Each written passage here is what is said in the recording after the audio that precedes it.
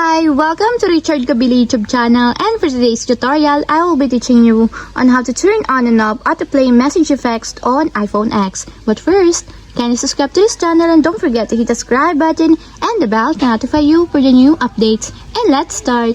Using your iPhone X, from your home screen first, go to Settings. Then in the Settings, scroll down and then find the Accessibility and tap. Then in the Accessibility, go to Vision section and then tap the Motion. Then in this part in the motion, find the autoplay message effects, and as you will see, there's a switch button located on the side of it. Then all you have to do is just tap it to enable until it becomes green. When the autoplay message effects is enabled, it allows full screen effects in the messages up to autoplay. And if you want to disable or turn off, just tap again the switch button, just like this. And that's it, we have successfully turned on and off autoplay message effects on iPhone X. If you have a question, can you comment down below, and don't forget to hit the subscribe button and the bell to notify you for the new updates. And thank you for watching!